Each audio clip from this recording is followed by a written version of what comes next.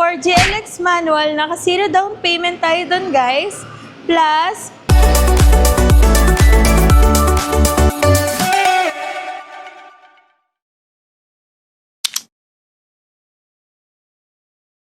all-in exclusive freebies worth of 35,000 plus additional freebies once na ma-approve tayo ng bank.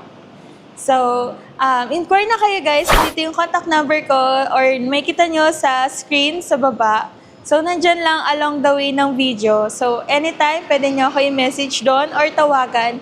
WhatsApp ready na rin siya. So, ilalagay ko na lang din yung Viber ko kung meron kayong Viber account.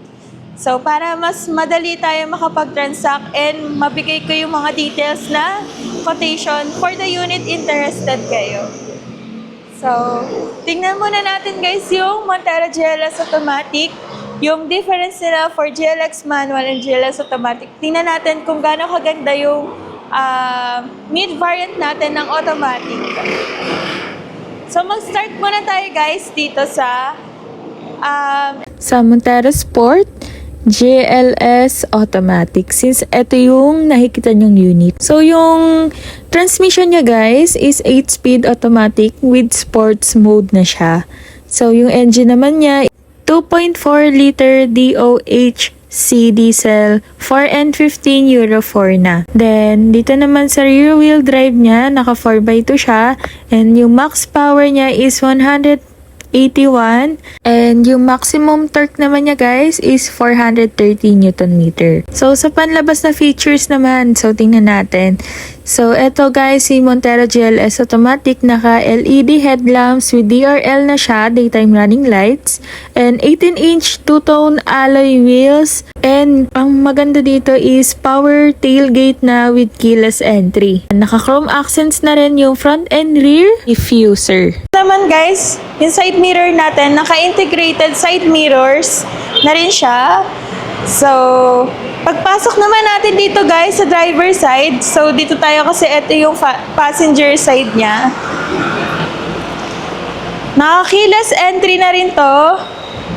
So, kahit nasa pocket natin yung susi ng unit natin, automatic yan guys. Pag pinush natin tong operating system, automatic mag-open na yung driver side natin. And ito naman guys yung power windows for the GLS automatic. So wala namang pinagkaiba kasi si GLX manual, meron din naman siyang ganyan. And then adjusting ng side mirrors, push start engine na rin si GLS automatic. And nandito na rin yung steering wheel niya, may paddle shifters, tapos audio control, may cruise control din tayo guys. And naka-tilt and telescopic na rin yung steering wheel natin. Yan.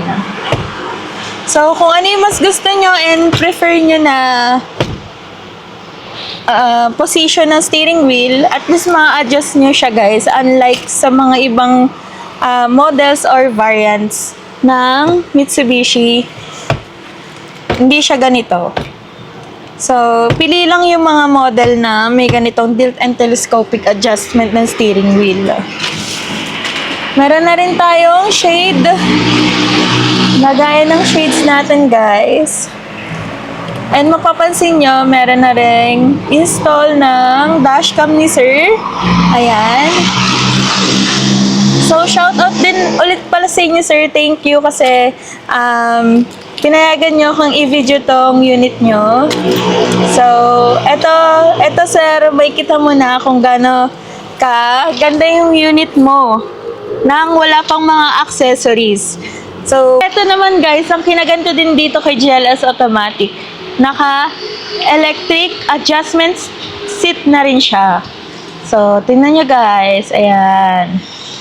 So, kung ano yung mas prefer nating, kagaya ko, maliit lang ako kasi. So, i-adjust ko siya. So, ayan. Yan. So, pwede ko rin naman siya ibaba. Yan. Yan. Then, naka-electronic parking brake na rin siya, guys. Naka-brake auto hold. And then, ito yung mga cord. For the Apple CarPlay and Android Auto, yan. Sorry, ito pala siya. So, ito yung adjustment ng aircon system natin. LCD screen, and then armrest. Meron na rin tayong lagayan ng coins or kung anong anik-anik pa ilalagay nyo guys. And napakagandang armrest kasi sobrang spacious niya, unlike sa mga ibang brands. Yan. Sobrang lalim niya and malawak siya, malapad siya. And ang kinaganda pa dito sa GLS Automatic guys, naka-leather seat na rin siya. Leather seat material. So, hindi na kayo magpapalagay ng ganito kasi naka-leather seat material na maganda na yung fabric niya. Fabric, hindi pala siya fabric. Leather style siya talaga guys. So, kung ano yung installation talaga ng unit mo, maganda siya kasi naka-leather seat na. And dito guys, naka-isofix na rin yan yung unit. And, ang kinaganda pala dito sa automatic guys, alam ko, is kahit nagla-laptop ka or working ka, pwede ka mag-charge kasi 150 watts yan. Yan, 150 watts. Sa lahat ng hindi nakakapansin, pwede yan mag-charge ng laptop. Yan. So, napaka-accessible for the SUV unit ang Montero GLS Automatic or Montero GLX Manual kasi maganda talaga siya for family use. And maganda din yung safety features niya. Then, meron din dito guys sa third row, dalawang cup holders, ayan. And then, sa mga nakikita nyo mga vlog guys, usually, ito yung makikita nyo, may mga storage talaga siya. Ayan. Then, ganito yung pag-setup ng upuan niya guys, di lang siya flat, i-flat nyo. Kasi di angat tong side, upuan sa third row seat. Bago nyo i-full flat talaga yung likod ng unit, likod ng upuan for the third. So, kahit naka-GLS tayo guys, wala tayong push this. Pero okay lang naman.